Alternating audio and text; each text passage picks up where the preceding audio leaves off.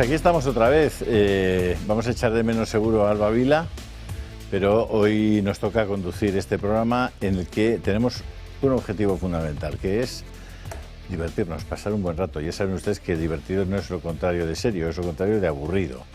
Por tanto, vamos a intentar divertirnos, pasar un buen rato, conectar con ustedes, meternos en sus casas, charlar con ustedes, tratar de conectar con sus pensamientos, con sus intereses, sus intenciones, sus afectos y hacerles un rato de compañía. Y al margen de eso, por supuesto, esta es una televisión que trata de dar información veraz, pues ir contándoles las cosas que a nosotros nos parecen, donde nosotros queremos poner la lupa porque nos parece que son importantes, que son realmente relevantes. Ya saben ustedes que esto de informar depende de quién prioriza qué información, porque pasan muchísimas cosas. Ahora, aquellas que constituyen el eje informativo de un medio, pues esas las decide una persona o grupo de personas que creen que son las más relevantes, las que interesan más a la audiencia, las que pueden producir un mejor conocimiento de la realidad. Nosotros tenemos nuestro propio cedazo a la hora de elegir la información que les queremos dar. Y el cedazo no pasa tanto por decidir cómo manipulamos a nuestra audiencia, que intentamos no hacerlo, porque partimos de una premisa, y es que nuestra audiencia sabe perfectamente qué es lo que nosotros creemos, lo que nosotros pensamos y lo que nosotros defendemos. Y además, quién nos paga, que es un dato no poco relevante para un medio de comunicación. Así que con esa premisa, pues les saludamos y ya les presento a quienes hoy nos van a hacer pasar ese agradable rato del que sin duda no se libra nuestra compañera Maite. Hola, buenos días, feliz año y que muera el 2024. Juan Antonio Castro, buenos días. Pues buenos días, hombre, un poco más de ánimo. Nada, esperando el fin de año y con la resaca de un 2024 que ha sido... que ha tenido sus cosas, ¿no? Pero, como todo, y deseando que cambie muchísimo todo, que caigan los corruptos, que cambie el sistema, que se transforme todo, porque yo sé que además lo sientes, te lo habla la gente por la calle, la gente está muy harta de cómo van las cosas, o sea, deseando que cambie algo, que haya un reseteo, que haya un despertar, unas ganas de hacer algo, pero que salgamos de, bueno, ya llegaremos a las elecciones, nunca llegamos. Pues creo que tienes puesto en marcha por ahí un curso. Cuéntanos ese curso. Sí, precisamente en Negocios TV, un curso sobre globalismo como paradigma geoeconómico del siglo XXI. Entonces, la idea es compartir pues, todo lo que tratar de dar a entender, ¿no? en ese curso, que se pueden inscribir online con Negocios TV. Pues compartir todo esto que hablamos del globalismo y que parece tan conspiranoico y demás, y que nosotros aquí, y desde Toro Televisión, desde hace 4 o 5 años, del libro Soros rompiendo España, hemos estado hablándolo, y al principio todo el mundo decía, no, pero están locos, tal. No, y al final hemos visto que es el tema, que es la realidad, que es lo que está ocurriendo, que los servidores del Estado no son ya servidores tanto del Estado como de otros intereses privados y de otros intereses de oligarquías y de otros intereses de aldamas y de hidalgos y de demás, que hay que entender el globalismo en el sentido de entender que la sociedad política, la clase política ha cambiado, entender el globalismo también en el sentido de que la economía global y la globalización han tenido unos efectos y están transformando el control de las instituciones y de los propios políticos, ¿no? Y cómo responder la gente ante eso. ¿Qué entendemos por privatizar la democracia, por ejemplo? Es uno de los temas a tratar de explicar. Y cómo todo eso tiene efecto realmente real. Y que es sobre todo una realidad, explicarlo en Negocios TV como una realidad económica, puramente económica. No ya un tema de política o de fuerza o de conspiranoia. Una realidad económica que te cambia el día a día. Pues eso es un poco lo que en el curso se trata de hacer, ¿no? Y creo que va a ser interesante compartir. Habrá también sesiones live, en directo y todo con la gente y poder explicar. Miguel Robledo, un hombre que durante décadas ha enseñado a hablar, a comunicar a miles de personas, diría yo. Alguna que otra, sí. ¿Y han aprendido? Bueno, sí, claro que al final la gente aprende, ¿no? Eso porque tienen buenos maestros. Pero yo, sobre todo, quería decir es que yo estoy encantado del año 25 que viene, porque siempre el futuro hay que verlo con optimismo, y sobre todo porque estamos viendo la Navidad y es un tiempo de estar felices, pero no con esa felicidad forzada donde ya te aporrean los amigos con esos mensajes de WhatsApp espantosos, melifluos, melosos y amilvarados, donde que el niño Jesús, ¿qué tal? Y dices, coño, feliz Navidad, feliz Pascua, ¿no? Sobre todo, que es lo más importante, ¿no? Y sobre todo intrigado que nos cuente Julio, es decir, todo este mercado persa que he estado aquí, el significado que seguro que lo tiene. Bueno, significado, mira, como ese es prácticamente es el último programa de este año 2024, pues estaba recordando cosas, por ejemplo, estaba recordando cuando dábamos esto en El Gato al Agua. Había alguien que, en función de una votación popular, estamos hablando de hace 20 años, que cuando empieza El Gato al Agua, se llevaba su premio, ¿no? Y se hizo... Pero que eso era un objeto de culto y de deseo. La gente quería llevarse la celera a su casa. Estuve yo 2 años y al final no sé cómo lo conseguí o a quién se lo robé. Pero ¿Conseguiste una? Sí, pero de extraperlo. Esta fue un verdadero icono de la tertulia política de aquellos años. Y ahí tenéis El Gato al Agua, pues 2 décadas después. Historia de la televisión. Historia de la televisión. Historia de la televisión, junto con aquel Punto Pelota que iniciamos con Josep Pedrerol. En fin, aquella fue... Y como lo he encontrado en mi despacho, digo, lo voy a bajar para hacerles un recuerdo a nuestros espectadores. Y luego, a mí me gusta mucho recordar las cosas porque en esto del periodismo y de la información, las noticias se consumen a tal velocidad que cosas que son gravísimas e importantísimas desaparecen de nuestra vista y es como si no hubieran ocurrido, ¿no? Y entonces yo creo que dentro de eso, de esa forma de ver las cosas, están las contradicciones, las enormes contradicciones que tenemos que vivir cada día, que nos las tenemos que comer con patatas fritas, porque digamos que lo políticamente correcto hace que te las tengas que tragar, ¿no?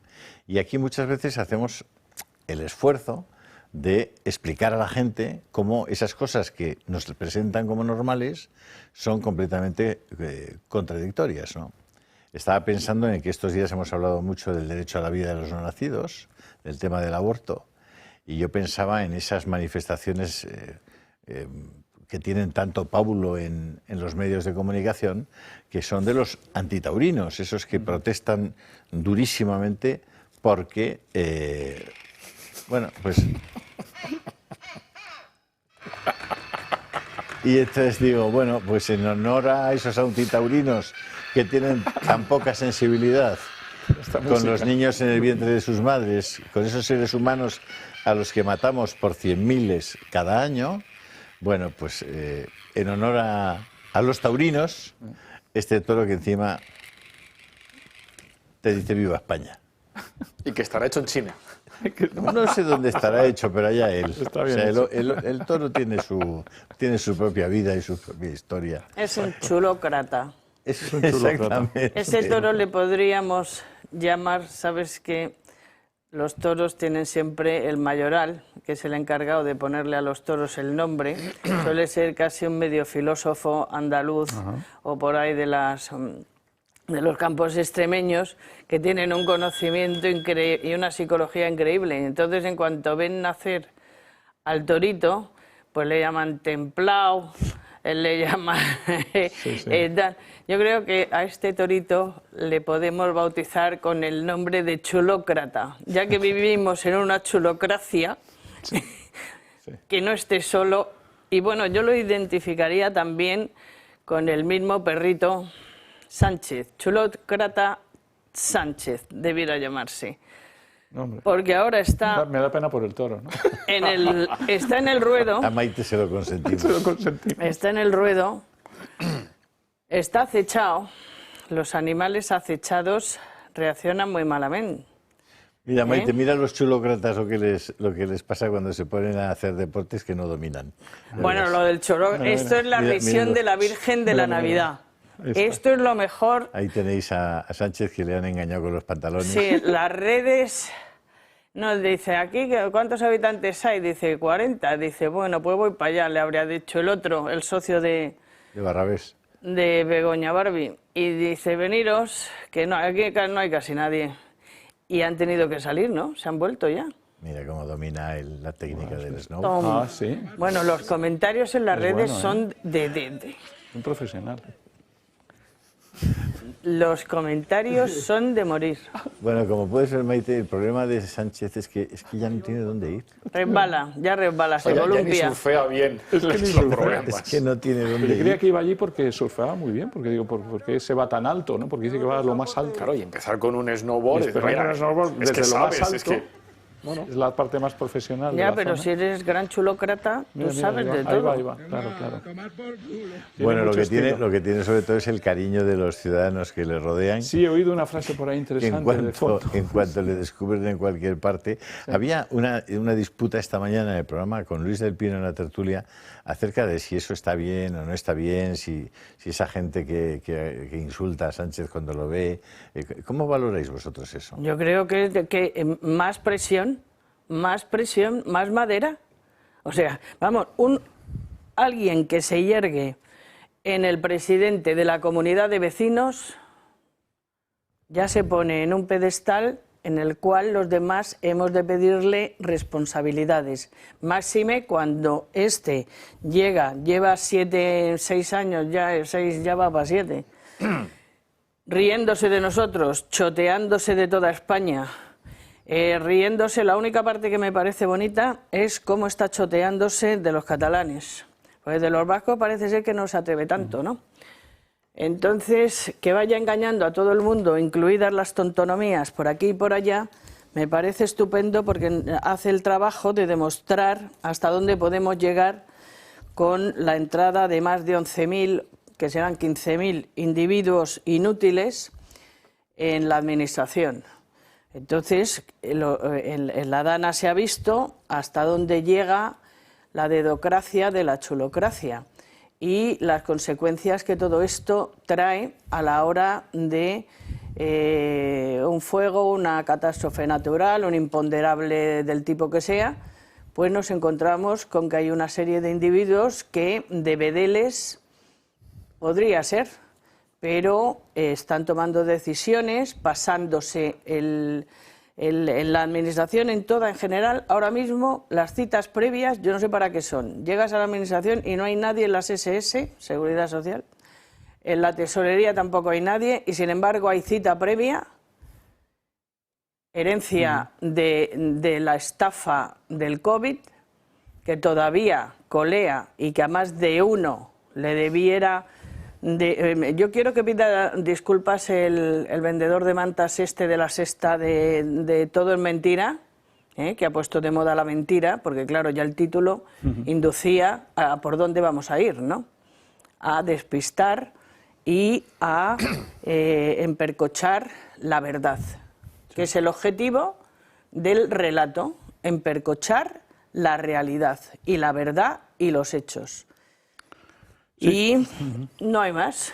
No, decías que pensábamos, ¿no?, de que la gente exprese lo que siente. Yo creo que este gobierno siempre ha pedido transparencia y comunicación con la gente, ¿no? Entonces yo creo que es bueno que la gente, si ve a alguien del gobierno, y particularmente al presidente del gobierno, le comunique un poco lo que siente de la manera que mejor le parezca. Es un país libre, con libertad de expresión, no tienes por qué pegarle una colleja ni tirarle un paraguas, pero sí puedes acercarte y decir, mire usted, y ya hay libertad un poco a cada uno hasta donde quiera llegar.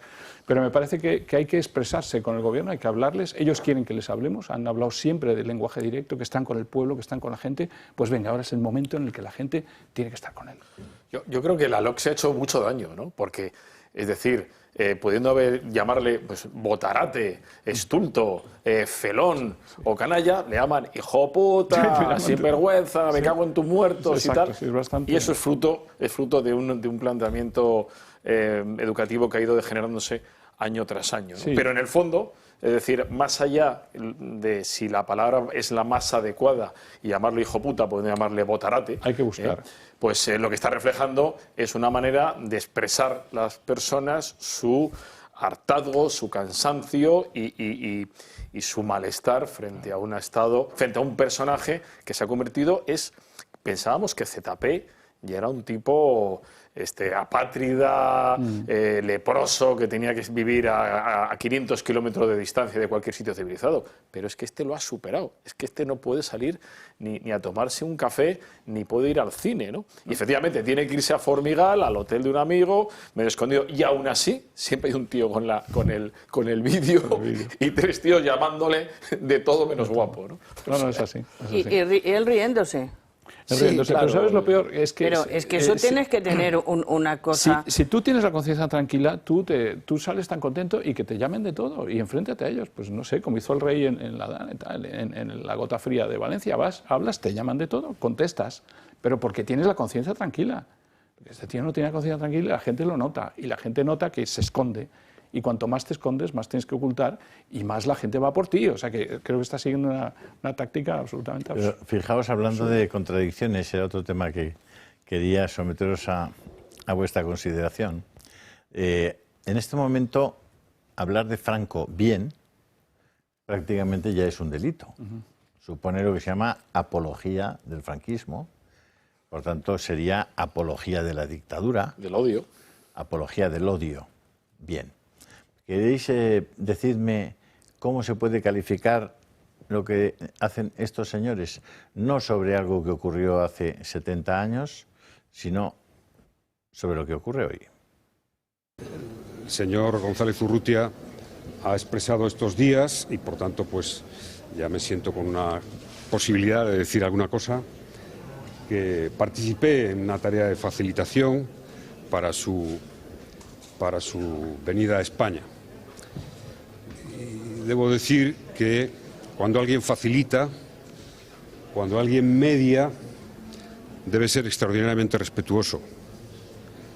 Es un derecho y un deber de mantener discreción y lealtad a las personas que han permitido, querido, que facilites en alguna tarea. El camino que se ha seguido por parte de la comunidad internacional impulsada por Trump es un camino equivocado, plagado de mala información de lo que pasa en Venezuela. Si tanto les preocupa si Venezuela es una dictadura o no, ¿por qué nunca lo dijo Mariano Rajoy y sus ministros de Exteriores? Primero, que el gobierno de España está en el lugar adecuado, con los derechos humanos, con la integridad, con la seguridad de los líderes opositores.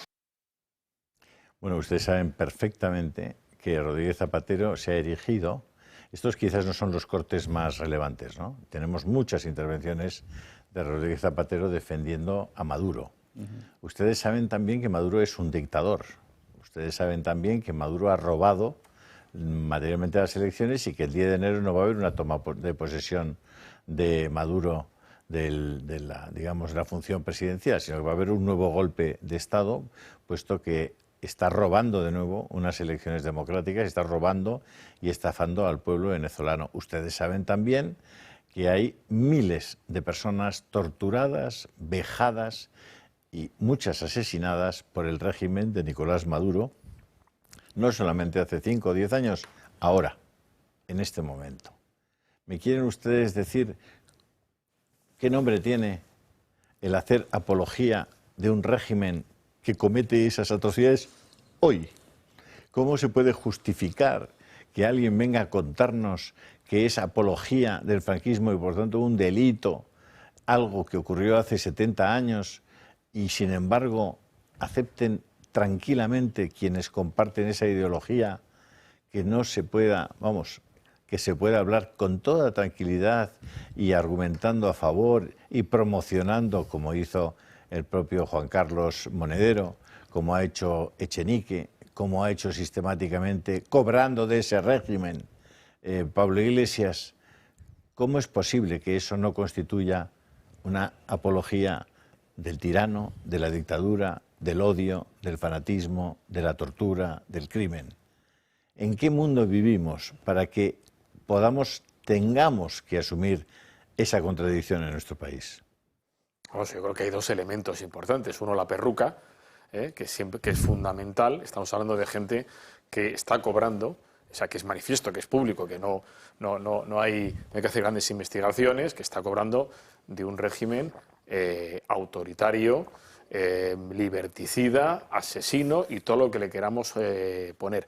Pero igual que Nicaragua, igual que Cuba, que nos estamos olvidando. Y en segundo lugar están los traumas ideológicos, porque estos son la izquierda, y como todos somos la izquierda y en el fondo luchamos contra el capitalismo, los opresores, el imperialismo plutócrata y capitalista, pues son de los nuestros. Y entonces la tercera palabra que define todo esto es el mudo. Es decir, cuando es Pinochet, acordaros, todos ahí lanzándose tal, pero cuando ocurre el caso cubano, nicaragüense, boliviano, en su momento Ecuador o Perú o tal, o incluso Brasil, nos callamos y lo aceptamos con la normalidad de un sistema democrático, que por cierto, este señor Zapatero es el que llegó a legitimar las elecciones como un ejemplo de, en fin, de transparencia y de democracia. Entonces tú juntas dinero e ideología y lo que te sale es, pues, apoyo, ni más ni menos. Sí, yo creo que desde luego es una paradoja, ¿no? Y siempre que la gente tiene esa imagen que queda siempre que la izquierda es libera las opresiones y todo, son los opresores. Han apoyado siempre las mayores dictaduras en el fondo, ¿no? Lo que pasa es que aquí entra el juego de tus dictadores o los míos. Eso también lo hacía Estados Unidos cuando ha dado golpes en un lado. Este es mi dictador, lo defiendo más, pero lo defiendo menos que al de Allende, que es más el tuyo. Lo de mi dictador o el tuyo ha estado... Pero a mí lo que me preocupa más por lo que está sucediendo ahora, de que la propia izquierda ya se olvida directamente de lo que pensaba y apoya, es que se está generalizando un poco la aceptación a nivel global de que la dictadura en el fondo no está tan mal. O sea, empieza ya por China, hemos empezado por China, que no nos va mal con China, subcontratación, todo lo que queráis, y pandemia, y investigación, y todo, a pesar de que no tengáis democracia. Es decir, vamos banalizando lo que es la defensa de los valores de la democracia, por supuesto los valores del cristianismo, muchas otras cosas, pero vamos banalizando, y entonces el modelo va como calando, y cala en las masas de izquierda, que empiezan también a pensar, oye, mira, si ya vamos a dictadura, pues mejor vamos a ya empezar a apoyar las nuestras, porque de verdad vamos a dictadura. O sea, lo que nos asustemos solamente por Maduro o por tal, cuando tenemos este nuevo tecnofeudalismo, como le queramos llamar, globalista, que es una pura dictadura, que nos está empezando a callar en las redes, el propio Sánchez, este gobierno español del siglo XXI de la Unión Europea, está comportándose como una pura dictadura. Y sin embargo no se nos ponen los pelos tiesos y salimos a la calle a bloquear todo porque tenemos una dictadura. No, hablamos mucho de Maduro, y es verdad, Maduro está ahí. Pero esta izquierda nos trae la dictadura a este país. Y es mucho más grave, y es mucho más cercano, y es mucho más de nuestros prójimos, el que vamos a tener que vivir un ministerio con censura, una censura de todo lo que digamos, un nuevo tipo de desinformación, un control de los jueces, un final del Estado de Derecho. Entonces Maduro lo hace, pero España lo hace. Claro, tenemos en conexión a don Manuel Martínez Sellés, que ha sido hasta el mes de noviembre, si no recuerdo mal, presidente del Colegio de Médicos de Madrid. Don Manuel, usted ha estado ya con nosotros en esta casa, cosa que le agradecemos, y muy especialmente que esté hoy, que es un día pues también muy tranquilo, muy especial, muy familiar si quiere, ¿no? Donde ya la mayor parte de la gente ha cogido unas merecidas vacaciones. Muchas gracias por estar con nosotros. Muchas gracias a vosotros, es un placer como siempre. Bueno, ¿cómo ha sido esa etapa de 4 años al frente del Colegio de Médicos de Madrid? Bueno, yo creo que ha sido una etapa muy gratificante. Yo creo que el Colegio de Médicos es una institución desde la que se pueden hacer muchas cosas. Nosotros empezamos en un momento particularmente difícil porque estábamos en plena pandemia y terminamos ahora en un par de semanas. De momento todavía soy presidente en funciones. Y bueno, lo que estamos es cerrando una etapa de 4 años que ha llevado a una modernización de la institución, de las instalaciones, una renovación de los estatutos. Bueno, hemos tenido unos 4 años en los que hemos hecho cosas que nos enorgullecen. Lógicamente también nos habremos equivocado, pero bueno, he de decir con satisfacción que algunos de nuestros logros han sido reconocidos, por ejemplo, con el premio al colegio más innovador de la Unión Interprofesional, con el premio QBI a la alimentación saludable, con el sello de calidad Madrid Excelente. Bueno, nos vamos satisfechos y bueno, deseando que a la nueva Junta también le vaya bien, porque esto significará que le va bien a todos los médicos.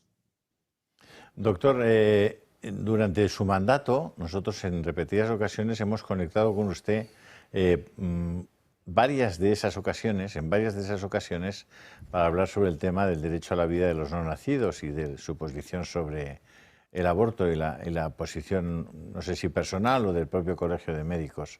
Y nos encontramos con la gratísima sorpresa de que usted se manifestaba de forma rotunda en ese tema. Bueno, yo creo que desde el Colegio de Médicos lo que hay es que defender el Código Deontológico Español. El Código de Deontología Médica Español es muy claro en este sentido y por eso yo, antes de dar mi opinión personal, a mí me gusta empezar citando qué dice el Código Deontológico. El Código Deontológico dice: el ser humano es un fin en sí mismo, en todas las fases del ciclo biológico, desde la concepción hasta la muerte. Y además el mismo código aclara que es un deber deontológico respetar y proteger al concebido y no nacido. También nos dice en otro apartado: el médico está al servicio de preservar la vida a él confiada en cualquiera de sus estadios. Y por último, y esto yo creo que es particularmente relevante en el momento actual, nos dice el Código Deontológico que la objeción de conciencia del médico es un presupuesto imprescindible para garantizar la libertad e independencia del ejercicio profesional. Es decir, creo que tenemos un código deontológico que es claro y por lo tanto, desde una institución como es el Colegio de Médicos, lo que hay es que defender un código deontológico que además es de obligado cumplimiento a nivel nacional. Doctor, ¿usted se ha encontrado con algún tipo de reticencia, de oposición a este planteamiento que usted acaba de hacernos durante su mandato en el Colegio de Médicos?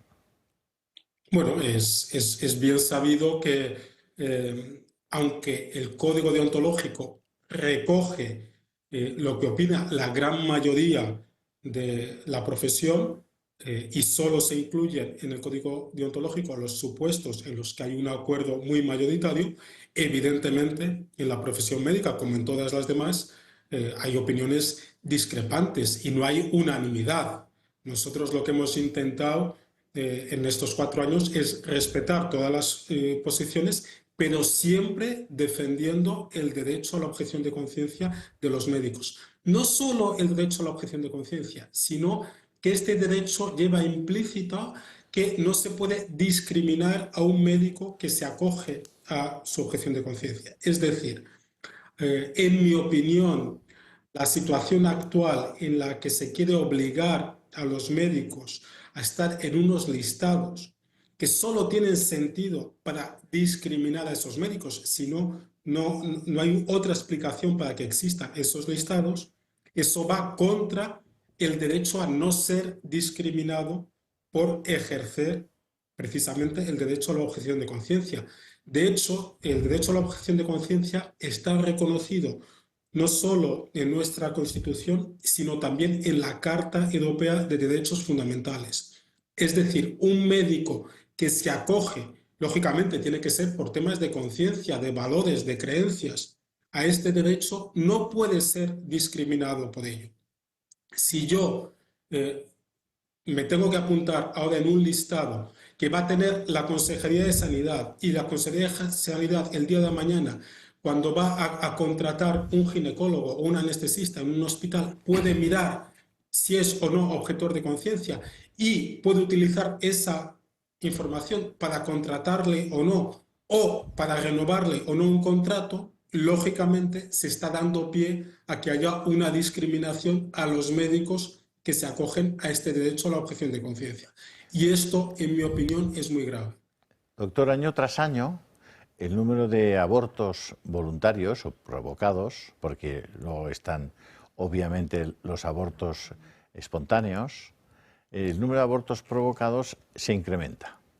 ¿Usted cree que la clase médica, que en este caso es probablemente la más concernida por este asunto, por supuesto que no, el resto de, digamos, de ciudadanos estamos muy concernidos, pero la clase médica muy específicamente, y probablemente los obstetras y ginecólogos más, hace todo lo posible para enviar a la sociedad esa información de la que usted nos habla, esa idea de que debemos hacer, y deben ustedes hacer los médicos, todo lo posible para salvaguardar la vida humana. ¿Hacen los médicos de Madrid, los médicos españoles, lo posible para salvaguardar la vida humana? ¿Cuál es el límite? ¿Cuál es el límite que debe aplicarse un médico a la hora de proteger la vida humana que pasa cerca de él? ¿Dónde está el límite?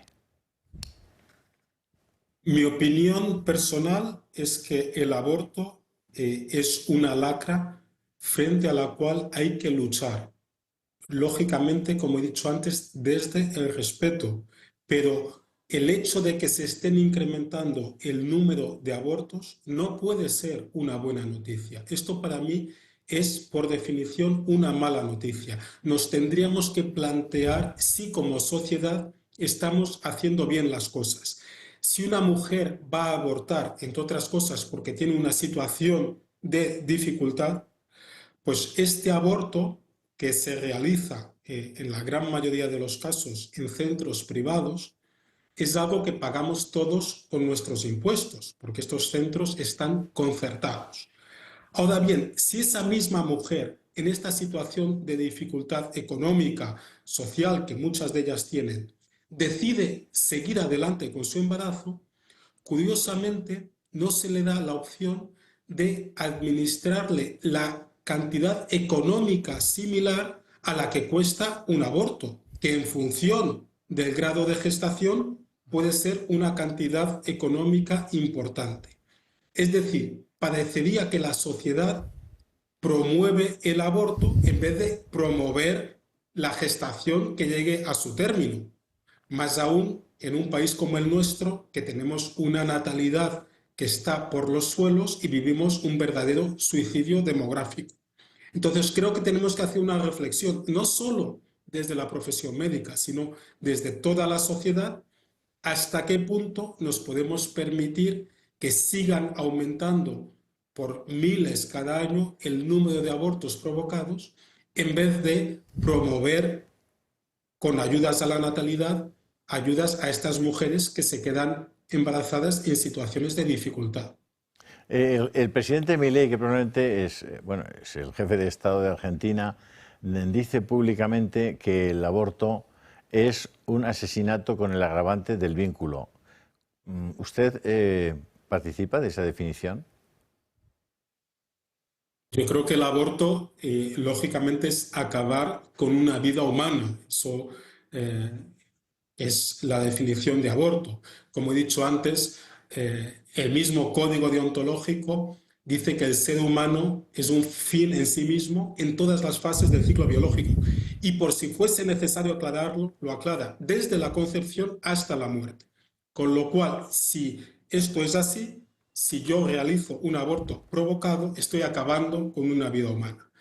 Es cierto que en el caso del aborto hay una vinculación materno-filial, es decir, lógicamente la mujer que decide abortar está acabando no solo con una vida humana, sino con la vida humana de su hijo, con lo cual sí se puede considerar que hay un agravante. Ahora bien, como he dicho antes, en mi opinión, las mujeres que abortan son también víctimas del sistema, víctimas de desinformación. De hecho, a mí me llamó la atención como cuando en Castilla y León se propuso dar la posibilidad a las mujeres que quisieran escuchar el latido de su corazón, del corazón de sus hijos, no se les diese esta posibilidad, cual me llama la atención, porque a veces parece que queremos ocultar el hecho de que existe un ser humano ya en el vientre materno. Yo que soy cardiólogo, hoy en día sabemos que ya a los 16 días de la concepción, cuando muchas mujeres todavía ni siquiera sospechan que están embarazadas, ya hay un latido cardíaco primitivo, Y hoy en día ya tenemos la tecnología para detectar ese latido en torno al mes de la concepción, con lo cual pues, no deberíamos ocultar que existe ya un ser humano que se está desarrollando, y esto lógicamente puede condicionar la decisión de muchas madres que al ocultarse esta información pues pueden tomar una decisión de la que luego muchas de ellas se pueden acabar arrepintiendo. Doctor, le paso la palabra a Juan Antonio Castro, que quiere también realizarle una pregunta. ¿Qué tal? Buenos días, doctor. Buenos días. Yo quería hablarle porque nos ha planteado muy claramente, y yo creo que la gente no lo sabe, ha hablado del ser humano que es un fin en sí mismo desde la concepción hasta la muerte. Creo que poca gente sabe eso sobre el código deontológico y la importancia del código deontológico en medicina. Estamos entonces asistiendo a estados y gobiernos que violan sistemáticamente el código deontológico médico, y si eso es así como lo estamos hablando, en el fondo el código deontológico en este caso es violado y no pasa nada, digo, se producen los abortos y se producen cada año más abortos. Hay otros casos de actuaciones médicas en los que se viole el código deontológico de la misma manera tan flagrante como esta, que le venga a lo mejor a la idea ahora, o se puede pensar en ellos, o pueda existir, que recuerde que sea tan escandaloso como este. Y finalmente, ¿para qué sirve exactamente el código deontológico, que es el que protege nuestras vidas y las de los no nacidos, si en el fondo el Estado y el Gobierno los puede violar? Bueno, vamos a ver, son varias preguntas que no todas ellas tienen una respuesta fácil. Ya. Lo primero que hay que decir es que el código deontológico, tanto el código deontológico actual como las versiones previas que hemos tenido del código deontológico, porque el actual lo presentamos precisamente en el Parlamento en el año 2023, pero tanto la versión actual como las previas tienen un último artículo que dice que un médico que actúa amparado por la ley no puede ser sancionado. Pero ojo, no dice que la actuación sea éticamente adecuada. Lo que dice es que no se le puede sancionar. Sí se le puede decir, oiga, lo que usted está haciendo no es éticamente, no es deontológicamente aceptable y por lo tanto no lo debería hacer. Ahora, como usted está amparado por la ley, yo no le puedo sancionar. Cuando un médico realiza una actuación contra la deontología, hay distintos tipos de sanciones, desde sanciones económicas hasta, en los casos más graves, puede haber inhabilitación profesional. Pero si el médico está amparado por la ley, no se le puede sancionar. ¿Y para qué sirve el código deontológico? Bueno, es una guía de la buena práctica médica, por lo cual yo sí creo que es muy importante. De hecho, ya hay una intención por parte del gobierno de limitar las actuaciones o las declaraciones de los códigos deontológicos. Y ya tenemos una legislación que nos dice que los futuros códigos deontológicos tienen que pasar por la aprobación de un organismo gubernamental, abriendo la puerta a una censura de los códigos deontológicos profesionales. Tremendo. Por terminar con un ejemplo claro, el código deontológico, por ejemplo, de forma muy clara, prohíbe la eutanasia. Dice, un médico no deberá realizar de forma intencionada, no deberá provocar de forma intencionada la muerte de un paciente. Esto es muy claro y lo dice el código deontológico. ¿Qué sucede si un médico hoy en día realiza eutanasia? Pues está yendo contra su código deontológico, está haciendo una acción que está condenada no solo por el código deontológico, también está condenada por la Asociación Médica Mundial, también está condenada por el informe unánime que hizo el Comité de Bioética de España, que es el órgano máximo que asesora al gobierno en estos temas, ¿no? Entonces, un médico que realiza eutanasia está yendo contra su código deontológico, pero no puede ser sancionado porque está amparado por la ley. Entonces, es cierto que en algunos aspectos el código deontológico es discrepante a la legislación actual. La ética médica no debería de cambiar de país a país, pero sí es cierto que las legislaciones cambian de unos países a otros. Nuestro gobierno nos ha convertido en la excepción de Europa con el Benelux, que permite, por ejemplo, la eutanasia, mientras que en otros países de Europa, si tú matas a una persona, aunque sea una persona enferma con una enfermedad avanzada, vas a la cárcel. Y por lo tanto, las legislaciones pueden ser distintas, la ética médica no debería de ser distinta de país a país. Muy rápido, una muy corta pregunta. Entonces, ¿no sería factible tener un listado de los médicos que incumplen el código deontológico a pesar de que cumplan la ley? ¿No sería interesante para todos los españoles saber quiénes son los que no incumplen el código deontológico? Los que no cumplen el código deontológico. Sería el listado opuesto al que quiere el gobierno. Es decir, el gobierno, por ejemplo, en el caso de la eutanasia y ahora en la nueva ley del aborto, lo que pretende es que los médicos que no están dispuestos a realizar esas prácticas sean los que se apunten en el listado. Resulta paradójico que para organizar una práctica pidas que se apunten los que no quieran hacerlo. Lo lógico sería que se apuntasen los que quieren hacerlo. Es decir, un médico que no quiera realizar eutanasias, es decir, un médico que quiera cumplir con la ética médica adecuada, un médico que quiera seguir los principios de su código deontológico, tiene que apuntarse en un listado. Y el médico que está fuera de la ética médica, el médico que está dispuesto a realizar eutanasias que no están permitidas en el código deontológico, es el que no se tiene que apuntar. Es un poco el mundo al revés. Totalmente. Buenos días, doctor. Yo quería hacerle dos preguntas en una intervención. La primera es, ¿qué precio cree que tiene usted que pagar o si ha tenido que pagar un precio por esta postura suya y del colegio en el tema de la defensa de la vida? Y en segundo lugar, ¿cuál es la razón que hace que Madrid haya sido, en este caso, pues, puntero o ha ido por delante y el resto de los 50 o casi 60 colegios de médicos pues no hayan tenido o tan claro o un posicionamiento tan diáfano como ha tenido el Colegio de Madrid? Tenido que pagar, creo que es cuestionable que haya tenido que pagar algún precio. Como le he dicho, yo he disfrutado mucho de estos 4 años en el colegio.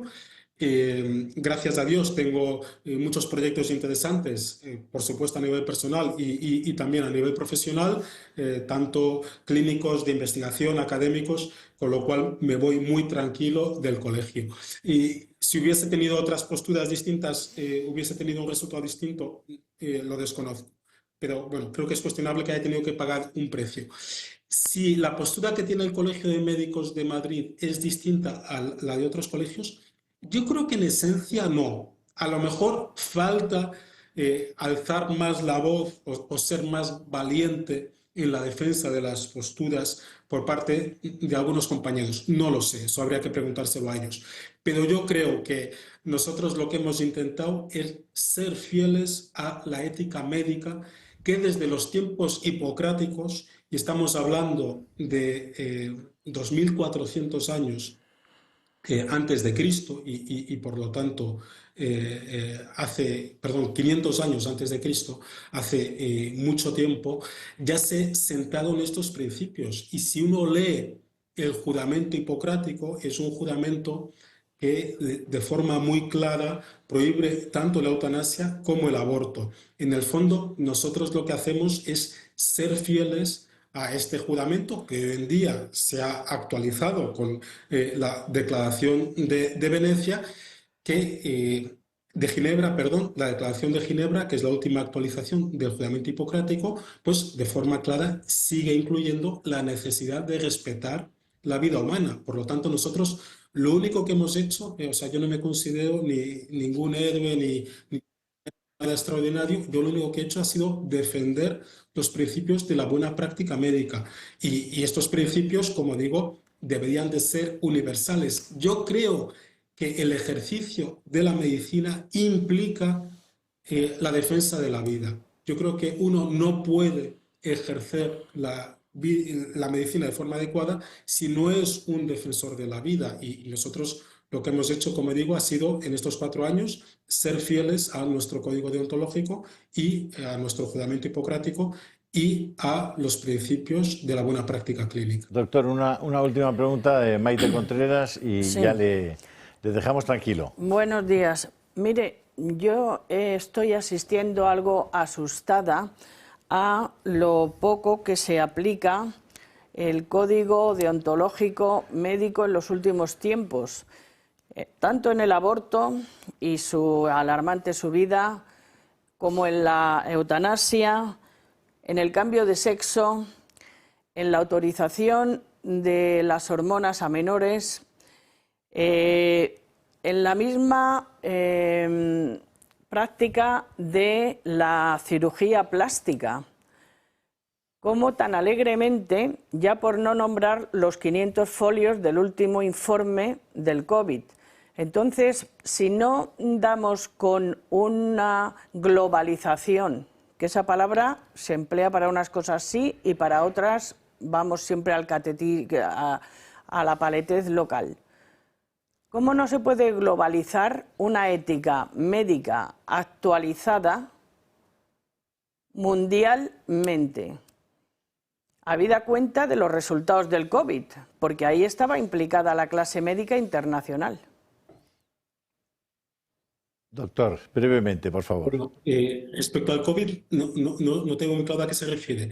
Respecto a lo que ha mencionado, el mal llamado cambio de sexo, porque el sexo, ahí también entramos en una Castración. inexactitud científica. El sexo no se puede cambiar. Todos los varones tenemos cromosomas XY en todas y cada una de nuestras células. Y todas las mujeres tienen XX en toda y cada una de sus células. Es decir, a una persona le podrán intentar cambiar su genitalidad, su aspecto externo, pero no le pueden nunca cambiar su sexo y por lo tanto tendríamos que intentar hablar con propiedad, tanto desde la clase médica como desde la sociedad. Creo que además hay argumentos científicos claros respecto no solo a lo irreversible que son algunas cirugías, sino también a las consecuencias que tienen los tratamientos hormonales respecto al aumento de riesgo de cáncer, de enfermedad cardiovascular, de osteoporosis.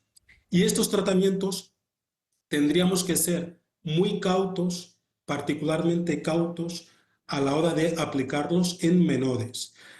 Como digo, yo creo que tenemos que ir a argumentos éticos y científicos. Yo recomiendo un informe muy reciente que hay de la Sociedad Europea de Psiquiatría Infanto-Juvenil alertando contra todo esto, con argumentos muy sólidos, con estudios científicos que demuestran el riesgo de estas prácticas, la situación en la que quedan estos menores cuando luego se arrepienten de intervenciones quirúrgicas que ya son irreversibles, las consecuencias de estos tratamientos hormonales. Creo que tenemos que seguir el principio universal de la medicina, que es primum non nocere. Lo primero que tenemos que asegurar es no hacer daño a nuestros pacientes. Y eso, lamentablemente, en algunas ocasiones no se está realizando. Doctor, doctor Martínez Sellés, que en el 2025 su voz y sus razonamientos se sigan escuchando por todas partes. Le necesitamos escuchar su voz, porque hay mucho silencio en su profesión, lamento decírselo, muchísimo. Y hay muy malas prácticas también en la ginecología en España, muy malas, derivando de forma casi directa a operaciones que no son aceptables a mujeres que esperan un niño con labio leporino o porque esperan, en fin, usted sabe de lo que estoy hablando, y lamento muchísimo el silencio de esa gente que contrasta tanto con el valor, con la veracidad, con la verdad con la que usted habla de este tema y con la gallardía y la valentía, sabiendo que no le va a causar ningún ascenso inmediato en ningún tipo de institución en este país. Muchas gracias de verdad y se lo agradecemos a usted y a los suyos que usted se manifieste de esta manera. Nosotros estamos aquí para darle voz y ya sabe que somos unos apasionados de la defensa de la vida. Gracias. Feliz 2025, doctor. Muchas gracias. Feliz 2025 también para ustedes. Muy amable. Bueno, estamos ya fuera de tiempo porque ya me llevan pidiendo que demos paso a la publicidad. Yo soy un ácrata completo y, como lo saben mis compañeros, pues me toleran y me llevan con paciencia.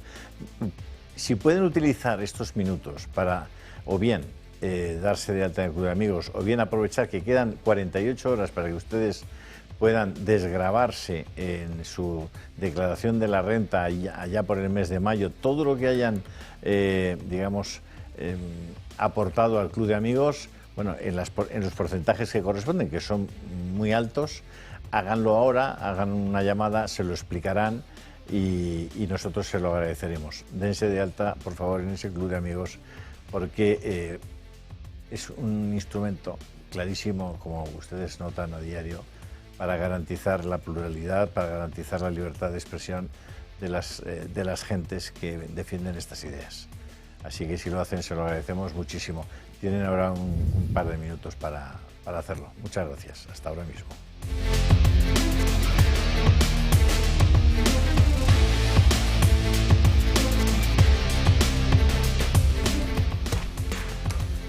Un gusto, la sección que comenzamos en este instante, que es ni más ni menos recordarles que existe Adolfo Albistur. Existe, ¿lo ven? ¿Ven que existe? Aquí sigo, sí. No es un holograma, no es inteligencia artificial, pero Adolfo trae hoy unas cosas, una de ellas, de la que yo puedo dar fe que funciona. Porque una persona a la que le he llevado ese aparatejo que tiene ahí, que parece un robot, pues resulta que tenía unos dolores en las rodillas tremendos, no podía dormir y... ¿Verdad, Santa? Que no podía usted dormir. Bueno, y ahora duerme fenomenal. Pues me das una gran alegría, porque es un gusto cuando alguien que coge uno de nuestros productos pues le funciona, ¿no? Porque de eso se trata. Además, nosotros siempre lo decimos, si no cumple las expectativas o no, muchas veces compras algo y dices, ¿en qué momento me lo compré? ¿No? Si yo no lo estoy usando, si no lo usáis, si no os va bien, si no tal, se devuelve sin ningún problema. Yo, Adolfo, tenía mis dudas, ¿eh? Digo, ¿esto funcionará, no funcionará? Sí. ¿Será una cosa de esas milagrera y tal? No. Mira, una persona a la que le duelen muchísimo las rodillas de forma sistemática, que no puede dormir, la está utilizando y le ha cambiado la vida. Lo digo porque puede haber muchas personas que estén viéndonos o escuchándonos que digan, bueno, este Albistur y Tariza que dice cosas. No. Yo no les diría esto si no fuera que lo tengo comprobado.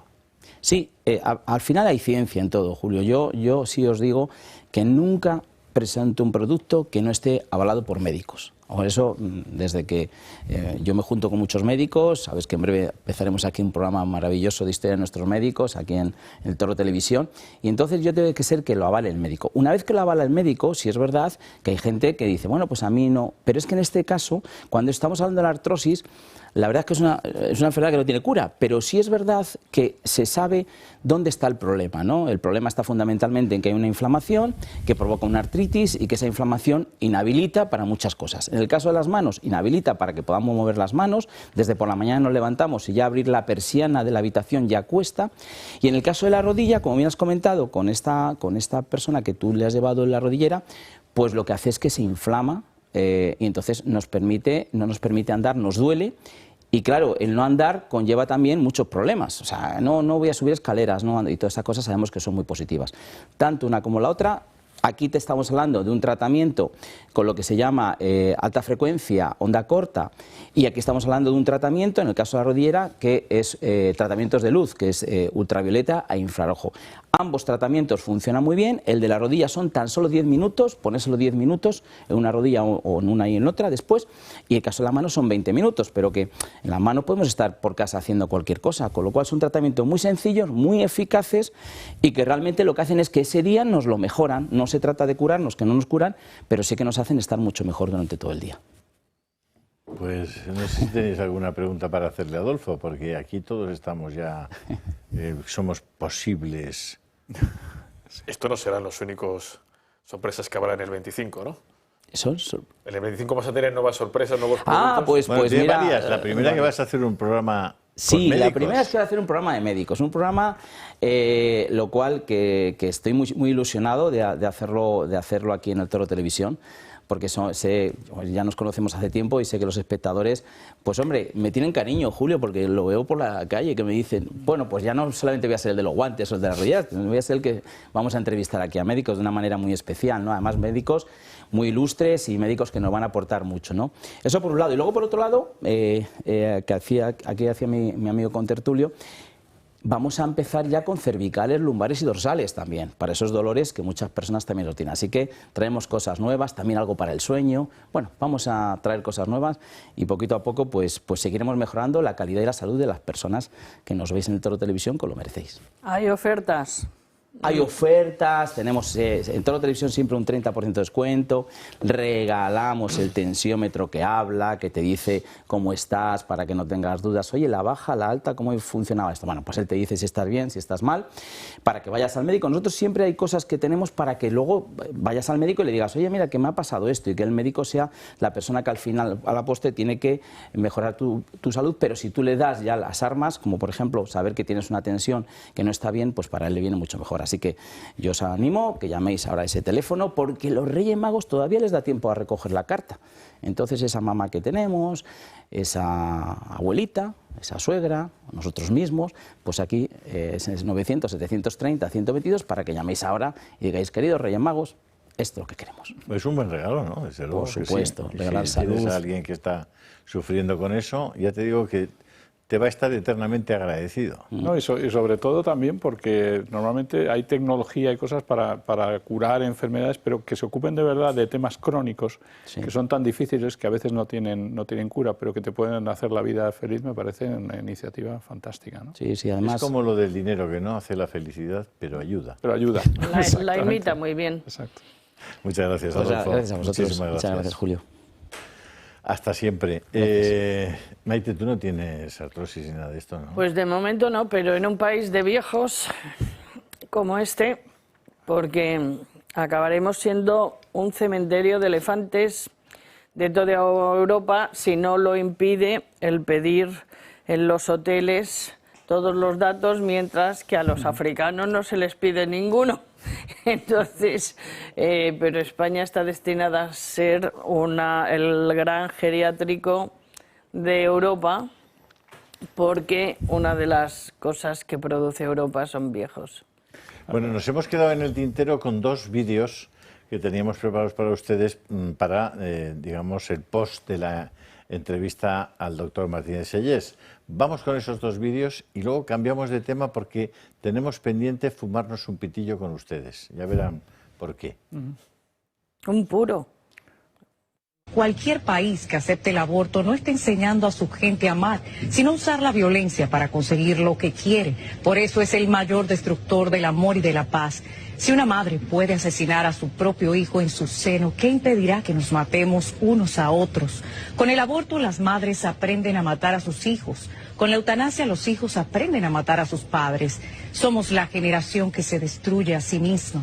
Vivimos en un mundo donde el funeral importa más que el muerto, la boda más que el amor y el físico más que el intelecto, decía Eduardo Galeano. Vivimos en una cultura del envase que desprecia el contenido. Esa es la tendencia actual, aunque solo los peces muertos siguen la corriente. En palabras de Chesterton, a cada época le salva un puñado de hombres que tienen el coraje de ser inactuales. La dignidad de una persona no depende de la etapa de vida en que se encuentre, como está escrito. Antes que yo te tomara en el seno y te formara materno, te conocí, y antes que nacieras te consagré, te puse por profeta ante las naciones. Soy María García Puster y hoy no vengo a hablaros como diputada de Vox, sino como médico. Hace escasas horas, la ministra de Sanidad anunciaba la aprobación de un protocolo para la creación de un registro de objetores de conciencia para el aborto. A partir de ahora, todos los médicos que no practiquemos abortos debemos registrarnos en una lista pública. Es repugnante que el propio gobierno nos señale y nos estigmatice por hacer nuestro trabajo, que no es otro que preservar la vida humana. Es una medida con un único objetivo: amedrentarnos, asustarnos, usar el miedo de esta lista negra para evitar que nos signifiquemos. Antes de que ellos nos señalen, ya les señalo yo. Yo defiendo la vida. Este es el único sello que van a encontrar en mi currículum. El de la vida, sin fisuras, sin miedo a represalias y muy orgullosa de pertenecer a esta lista negra. Así que aquí me tienen. Cada vez somos más y más fuertes. Muchas gracias, María.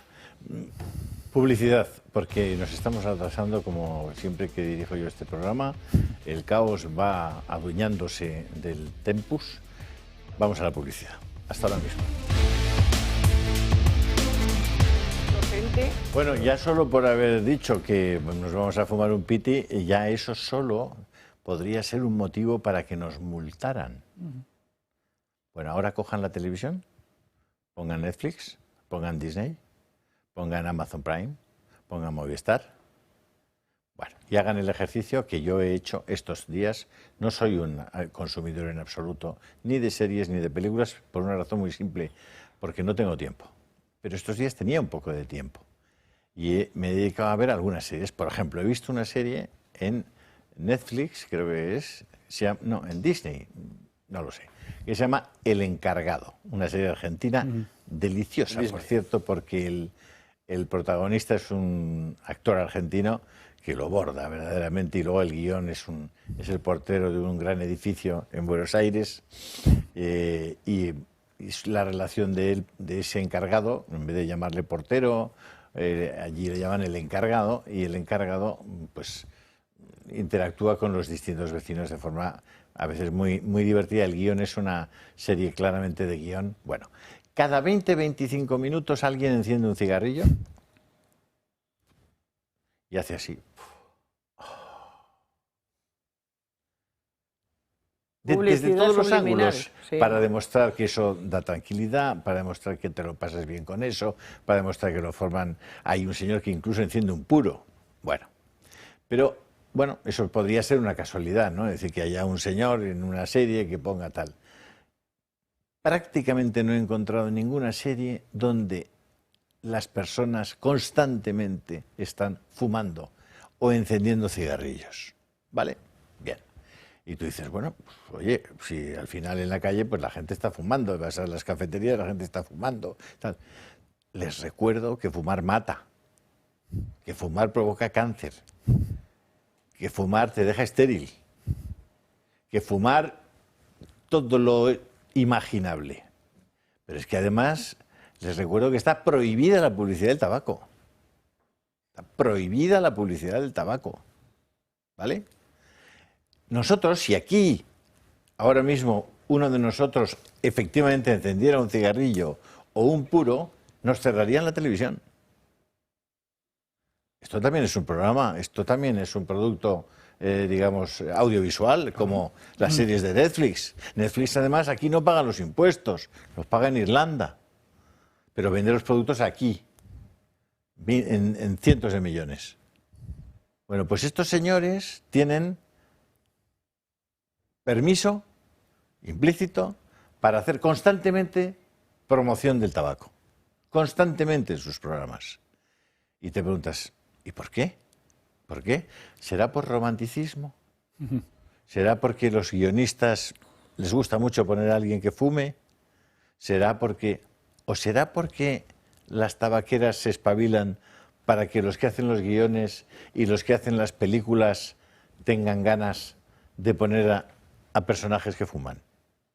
Porque claro, cada vez, ustedes saben muy bien que es un efecto de imitación rotundo. En cuanto alguien enciende un cigarrillo, si estás en casa de tal, ves el paquete de tal, pero lo enciendes también. ¿Por qué vivimos en esa contradicción tan flagrante y nadie abre la boca? Porque además, no solamente eso, sino que ya cuando ves que la serie la han hecho en Bilbao, que de vez en cuando hablan en euskera, que salen imágenes fantásticas de Bilbao, y te preguntas, ¿y por qué son de Bilbao? Pues porque si las haces en Bilbao tienes mucha más desgravación para tu dinero que si las haces en el resto de España. Y si las haces en Canarias, todavía un poco más por el tema de la insularidad. Pero en Bilbao y en el País Vasco, si produces la película allí, resulta que te desgravas el doble que si la haces en Burgos. Y encima promueves fumar, puros o cigarrillos. Philip Y a pronto Morris supongo no ha que muerto. vendrán los vapeadores. Es cuestión de poco tiempo. Pero vamos a ver, ¿de qué rayos estamos hablando? ¿Esto es una puñetera broma? Vamos, teniendo en cuenta que además tenemos a un expresidente del gobierno que es consejero de una de las tabaqueras más grandes del mundo, el señor Aznar. Entonces, pero este Estado que nos está tomando el pelo. O sea, porque claro, el impuesto del otro día, lo explicaba esta mañana Luis del Pino, el impuesto sobre el tabaco le produce al Estado el doble de lo que cobran todos los médicos en un año en España. O sea que si tienen que, en fin. Resulta asombroso, Miguel. ¿Tú qué entiendes de estos? Bueno, vamos a ver, lo que es más asombroso es que acordaos que hace unos... ¿Tenéis los fotogramas para que los podamos ver? Algunos que yo he hecho una cosa muy manual, he cogido y le he hecho una foto al televisor, vamos. Ahí tenéis. Pero es que es muy curioso. Este es el encargado, ¿no? De Franchella, ¿no? Pero que es muy curioso que hace 15 o 20 años, solo cuando empieza toda la prohibición sobre el tabaco, en las películas solo fumaban negros, hispanos y el malo. El occidental, caucásico, no fumaba. Y de ahí hemos pasado, efectivamente, tuvimos un momento en que solo los malos fumaban, o sea, piensas en Parque Jurásico, en una serie de películas donde el que va a hacer el malo malote está fumando. Y hemos pasado de repente un momento en que no hubo nadie fumaba y ahora de repente empiezan en todas las series a fumar, curiosamente. Y yo estoy contigo. Antes que el vapeador, esos cigarrillos que han sacado ahora, que huelen a pedo, que es horroroso, pero que la gente, como no tienen el olor antes, se lo fuman en sitios que no se debería poder fumar, será el siguiente paso. Es evidente que en una serie, donde sabéis que va todo milimetrado los guiones y sobre todo lo que tiene que ver con emplazamiento de marcas o emplazamiento de productos, ¿no? Es decir, lo ves todos los días, la cerveza, no sé, el tabaco no es una casualidad. Y además no es un tabaco concreto, sino que es un genérico para que, también es cierto que la industria se ha concentrado.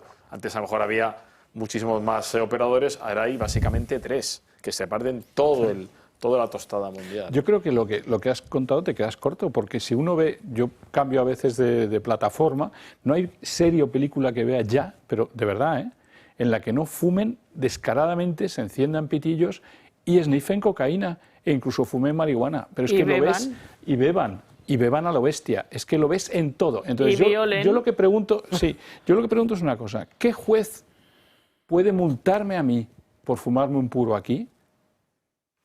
Si no tengo más que enseñarle todo lo que hacen esas plataformas y todas esas películas para toda la gente, muchísima más gente seguramente a nivel global.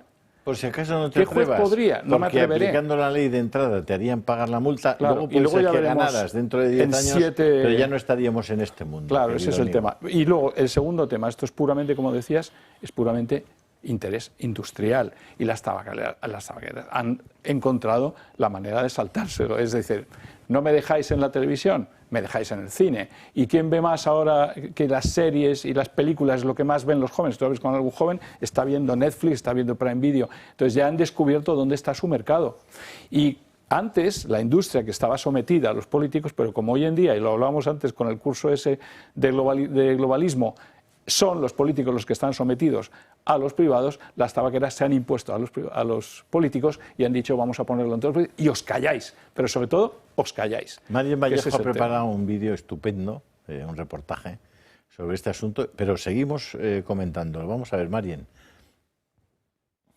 ¿Es posible encontrar una serie en la que los actores no fumen? El cine y el tabaquismo permiten un marketing encubierto, formando una peligrosa pareja, sobre todo para los más jóvenes. Muchos aprenden a fumar con las películas y las series de televisión. Precisamente, el Comité Nacional para la Prevención del Tabaquismo señala que uno de los factores que más influye en el inicio del tabaquismo entre los más jóvenes es la exposición a las películas en las que los actores aparecen fumando. De hecho, un estudio realizado en Estados Unidos señala que el 37% de los adolescentes que comienzan a fumar lo hacen incitados por escenas de consumo de tabaco que ven en las pantallas. Según la OMS, en 2014, el 44% de las películas producidas en Hollywood y el 36% de las películas calificadas para jóvenes contenían escenas de consumo de tabaco. Sin embargo, estas cifras se superan en España. Según el Comité Nacional para la Prevención del Tabaquismo, En el 88% de las películas y en el 75% de las series aparecen escenas de consumo de tabaco. La frecuencia de aparición de personas fumando alcanza una media de 3,2 por hora en series y 5,8 por hora en películas. En España, la ley actual prohíbe explícitamente la publicidad de tabaco en todos los medios de comunicación. Sin embargo, a pesar de la ley, aún sigue existiendo publicidad encubierta de tabaco en las producciones cinematográficas. Y aunque a veces esa aparición de paquetes de tabaco y personas fumando puede parecer espontánea, es destacable el carácter forzado en algunas escenas. Primero, felicidades porque el reportaje es magistral. Sí. O sea, magistral. En muy poco tiempo dice todo lo que hay que decir sobre este asunto. Segundo, ¿cómo es posible? ¿Cómo es posible? Estamos hablando del 88% de las series, de las películas. Pero un segundito, que os veo que estáis ahí. Sí. Conteneos un momento, queridos amigos. ¿Verdad? Sujeta a los caballos. Sujeta. ¿Cómo es posible que el Ministerio de Cultura, que teóricamente pertenece al mismo gobierno que el Ministerio de Sanidad, que es quien pone fumar mata, esté subvencionando películas en las que cada 20 minutos o cada 15 o cada 10 sale alguien fumando explícitamente? O sea, pero vamos a ver, cuando estáis midiendo por si alguien puede decir algo xenófobo, homófobo, maquinófobo, pedófobo, y no os fijáis que están fumando todo el tiempo y que están encendiendo, no, eso no lo veis.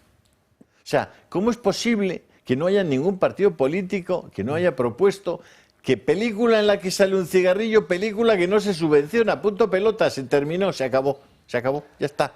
Aquí no se promociona el que la gente fume con dinero público. Hombre, luego ya si tú quieres hacer una película y no es que fume, sino que se aplaste los cigarrillos y se los coma, tal, pues que haga lo que quiera. Yo soy partidarísimo de la libertad, siempre. Pero no pagada por todos, como los abortos, que los tenemos que pagar todos. ¿Pero qué es esto?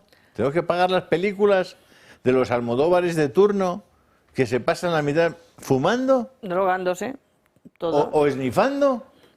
Hombre, pero por lo menos retirenle la subvención, amigos míos. En un guión. Digo yo, y nuestros espectadores pueden opinar, Si queréis enviarnos algún los guiones, mensaje o en YouTube decirnos de todo, estáis debemos... Apertura total. ¿Qué pasa, Don Julio, en un guión hay muchas secuencias y muchos planos que solo se justifican si los protagonistas o los secundarios salen a fumar y se ponen a parir al jefe, porque no lo van a hacer en su presencia. Entonces, la cantidad de planos que se justifican en función de es mi hora del cigarrito, la cantidad de tiempo que se resta al trabajo con la hora de salir a fumar. ¿Cómo le cuentas a tu amiga que te has acostado con el jefe si no es con un pitillo en la azotea de la empresa?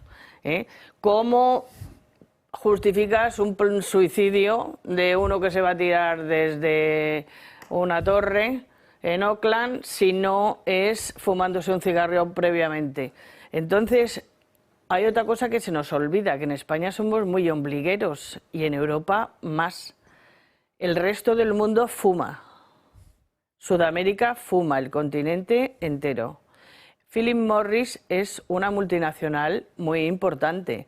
La publicidad subliminal también existe. Esto se ve, pero hay otros planos que pasan a tal velocidad que no los ves y también llevan publicidad. Y no va a caer por nosotros, porque si tú vas a Asia, fuma todo el mundo, y en las dictaduras se fuma muchísimo. En la Unión Soviética, si se suprime el tabaco, tenemos 1917, pues 2025, porque ahí fuma todo el mundo. En China también. En Japón también, o sea que la gente fuma en el resto del planeta. Que en Europa nos hemos empeñado en ser los últimos que se mueran, pues vale, pero no tiene solución. Y luego, además, en una cultura woke tan a favor de la muerte y tal, yo, sinceramente, que se suicide el que quiera. Ahí está, es que es lo que dices, es cultura de la muerte, ¿no? Es cultura de la muerte y yo creo que les da igual. No, cada vez es más evidente. La verdad es que no se acaba de entender por qué, al final, ¿el tabaco mata o no mata? Y si no, ¿por qué me lo ponen tanto en las cajetillas? Y si no, ¿por qué me dan tanta lata y no dejan hablar en los medios o dejan fumar a nadie en los medios? Pero ¿por qué dejan que el cine sí lo haga, ¿no? Y lo haga de manera subliminal? Y es evidente que es todo basado en, y si está en malo, intereses de las empresas. ¿por qué lo vende el Estado? ¿Y por qué lo vende el Estado si es tan malo? ¿Y por qué deja de venderlo. controla el tráfico del tabaco? Claro, deja de venderlo. Estado? Si te está costando dinero, porque lo único que les importa es el dinero que se gastan en la seguridad social, en los médicos. Si por eso te quitan el tabaco, para no tenernos que curar demasiado, porque en el fondo la cultura de la muerte es de la muerte. Te lo están poniendo en el cine y les da igual que te mueras viendo el cine. Pero lo que no quieren, tienen que poner todavía unos letreritos a las grandes compañías para pegarles unos buenos impuestos y en el fondo frenar de esa manera, pero no para que muramos menos en el fondo, sino para que les cueste menos la seguridad social. ¿Y el plástico? Eso es lo que es, y eso nada más. ¿Y el plástico? Y ahora el nanoplástico, el plástico en poro, que cada vez que respiras plástico, claro. Que los polvos llevan plástico, que los bebés beben en el biberón plástico. Porque no lo prohíben, es un derivado del petróleo, porque a lo mejor se cae la bolsa de Inglaterra, ¿verdad? Claro, y desde luego entonces, les importa si poco el plástico los bebés, es malo, sí, volvamos al vidrio y volvamos a llevar los tebeos, a cambiarlos por otros y que te den unos céntimos. Yo cuando oía a Cristina... Entonces, ¿quién tiene la culpa de la contaminación del planeta? ¿Quién tiene la culpa de la contaminación del planeta y de que un pececillo se meta en esa botella y no pueda salir? Y de que un pulpo se coma el plástico, lo convierta en polvillo con tal, que la arena de plástico, que el nanoplástico, que el microplástico, que la enzima del plástico. Pero bueno, si el plástico es una creación derivada del petróleo, hombre, yo creo que con prohibirlo... Una sociedad en la que criticamos lo que fomentamos, ¿no? Claro. En todos los aspectos, ¿no? Porque estamos hablando del tabaco, pero en las series... Y no solo en las series, en programas de televisión en directo, la frivolidad en torno a las famosas pirulas, a las pastillas, a las drogas, a la coca, al jaja, jiji, jaja, es terrorífico. Mira, acaban de estrenar la serie más exitosa de la historia de Netflix, es El Juego del Calamar. Ha sacado la segunda entrega, la segunda temporada, donde uno de los protagonistas permanentemente para estar mejor y superar las pruebas, que se toma unas pastillitas. Es decir, el nivel de frivolidad con esos temas es brutal. Y en los programas de televisión, sobre todo además en un sector concreto que tiene que ver pues con la modernidad, la cultura y tal, pues la pastillita, la droguita, el no sé qué, no sé cuántos, es que es un buen rollo. Pero Miguel, es que no es solamente que por supuesto el tema de las drogas, es que tú te sientas a ver cualquier película ahora mismo y son 20 asesinatos por minuto. Perdona, ¿y el reggaetón? O sea, no te el que no sepa matar es porque no quiere. ¿Habéis escuchado las letras del reggaetón? Sí. Cuando tenemos un ministerio de igualdad que se gasta ingentes cantidades y el reggaetón no tiene ningún límite, donde todo es violencia, habría que machismo, seleccionar algún día unas letras de reggaetón, porque de verdad que son impresionantes. Tienes toda la razón. Pero bueno, el asesinato. ¿Por qué? Porque es cultura. Entonces, ¿quién se va a atrever de todos estos a plantear algo contra ese mundo de la cultura? Pues todos callados. Y antes habéis dicho, lo de los partidos es importante. Los partidos son los que nos representan en teoría. Por favor, que se expresen, ¿no? ¿O es que vamos a tener que hablar todos nosotros de las redes sociales, hacernos canales de YouTube para que se nos oiga? Es que no pueden hablar ellos en nuestro nombre, es que les hemos votado para eso. Es que no pueden preocuparse de lo que nos importa. Si tenemos un montón de bots funcionando, pagados por todos. ¿O qué creéis? ¿Que los bots de Rumanía eran los únicos que hicieron que anularan las elecciones? Por supuesto. Los bots de Televisión Española, que son 1.200 millones en bots, y los 400 millones que nos gastamos en bots con TV3. Pues ya estamos tardando. ¿O qué creéis que ¿qué creéis que no son bots eso? O sea, ¿cómo creéis que cambian los resultados de las elecciones en España? Con los bots de Televisión Española, con los bots de Antena 3, pagados con dinero público, con los bots de Telecinco. Sí. A ver si, o sea, por centrar el tema, no sea que estemos hablando aquí del sexo de los ángeles. Maite en eso es muy especialista porque va muy al grano del asunto. Sí, yo voy pero siempre aquí para cambiar las elecciones, para modificar el resultado electoral, se usan bots, pero luego no se... luego no se anulan las elecciones con esos bots. Claro. O sea, para que os hagáis una idea, en Rumanía se gastaron 380.000 euros en bots en TikTok. Y como se gastaron alguien, y dicen que los rusos, 380.000 euros en bots en TikTok, va y resulta que hay un tío que gana las elecciones y dice, no, Margete, no, estás hecho trampa, sale el Tribunal Supremo Constitucional de Rumanía, bueno, prostitucional, y le dice, anulada las elecciones. Y en este momento no sabemos ni quién manda en Rumanía. Solo sabemos que el tío que había ganado se lo han emparedado. ¿Vale? Bueno, pues aquí, que sepáis que las elecciones las ganan con bots también. Sí. No sé si son rusos o no. Rusos han sido durante 40 años que han impedido que desarrolláramos la energía nuclear en España. Bots rusos eran los que impidieron a Alemania desarrollar las nucleares. Pero explica que es un bot. Es que es un bot, explícalo. Bueno, pues los bots son unos sistemas que son de robot, robóticos, que van autogenerando o estados de opinión o moviendo contenidos en las redes para que llegue al mayor número posible. Una determinada idea. Exacto. Se promueve una determinada idea. No os olvidéis de los motores de búsqueda, porque es que yo cada vez que quiero saber algo en Internet te metes y lo primero que sale, tú cualquier cosa que quieres investigar, lo primero que te sale, maldita.es y neutral, la primera página. ¿Perdón? No, yo le estaba preguntando sobre esto. No, es que no quiero que me lo diga. Claro, estos siempre, pero siempre salen en primera página. ¿Quién les ha puesto a los primeros? ¿Quién ha dicho que eso es la única verdad? No, pero sobre todo es que te dirigen si tú aceptas que por la utilización de 300 o 400.000 euros en influencers y en bots, es decir, en máquinas que distribuyen un determinado algoritmo y una información a través de una serie de redes sociales, eso te puede permitir anular unas elecciones. Explicadme qué es lo que hace Televisión Española con la opinión pública, cómo la manipula, cómo el programa de la noche en Televisión Española es una auténtica bazofia. O sea, una bazofia, una basura manipuladora, no mentirosa, etcétera. Y todo eso pagado por todos los españoles nos cuesta 1.000 o 1.100 millones de euros al año. ¿Sabéis? O sea, 1.000 o 1.100 millones de euros. Pero es que en Cataluña hay un ecosistema político como el que hay, porque hay muchos bots y muchos influencers pagados por el dinero de todos los españoles, de todos los catalanes, que son 400 millones de euros al año, que manipulan el resultado electoral. Claro. A ver si lo entendemos. Lo que pasa es que en un caso como Bruselas, a Bruselas no le gusta el señor George no sé cuántos, Elon Musk o quien sea. El que sea. Elon Musk no le gusta. Pero los de aquí sí le gustan, lo de aquí no es cancelable, pero lo de allí sí. Oye, por lo menos, oye, que lo sepamos, ya está. Y por favor, que se atreva, no vamos a poder hacer gran cosa. Que se atreva algún partido a sugerir un IRPF en el que haya una casilla, ¿usted quiere pagar Televisión Española o no? Claro. Muy bien. ¿Y quiere financiar usted el teatro y el cine español? ¿Por qué no lo plantean? ¿Por qué un partido no plantea eso? ¿Quiere usted financiar teatro y cine español? Porque yo no quiero. ¿El cine español? No.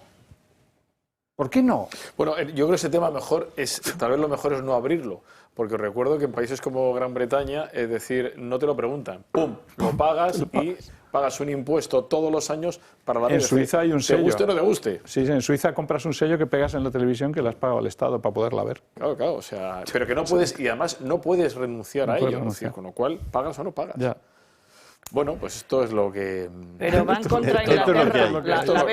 A la BBC se le ha ocurrido ir contra la propia monarquía o contra su propio país, o está sembrada de antipatriotas.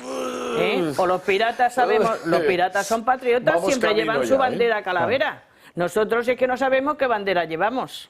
La BBC está en una deriva también muy complicada. Bueno, o sea, ya no es aquella BBC fantástica, maravillosa. Y los grandes medios están ya pagados por un montón de gente. Sí. Bueno, a ver, el canal de Telegram de Julio Ariza, permitidme la autopropaganda, pero es una alternativa cuando ya no estamos en directo y no estamos dando información. Este canal os permite por lo menos acceder a una manera de ver la información en el mundo, diferente. Intentamos que sea lo más aproximada posible, o al menos construir la información a base de, digamos, versiones diferenciadas, ¿no? O contrapuestas a veces, porque es muy difícil llegar al corazoncito de la verdad. Bueno, esta mañana había un titular en el diario El Mundo, no sé si lo tenemos a mano para que lo podamos proyectar, que me ha parecido divertido, ¿no? Y ahora veréis por qué. Porque decía lo siguiente, el titular: Función Pública. DKV, es una aseguradora, DKV denuncia también a Muface por ruinosa y deja al gobierno ya con un 65% de funcionarios sin cobertura médica privada. Fijaos qué malvado el gobierno que deja al 65% de los funcionarios sin cobertura médica privada. O sea, como a todos los demás ciudadanos españoles, que no tenemos cobertura médica privada. Entonces, me parece que el tema lo merece. Llevo diciendo mucho tiempo, Muface para todos. Claro. Muface para todos. Muface no es un privilegio de los funcionarios. Muface es una carencia de todos los ciudadanos, menos de los funcionarios. Eso es lo que es Muface.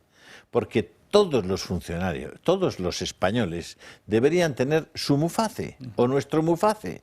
Porque a aquellos a los que en España les permites, por razones históricas y además entendibles, les permites elegir cada año si quieren ser asistidos o bien por la Seguridad Social o bien por una mutua privada, pues resulta, y eso no lo decido yo, lo siento, ni lo digo, no, el 84 o el 85% de las personas que pueden decidir, deciden ser atendidos por una mutua privada.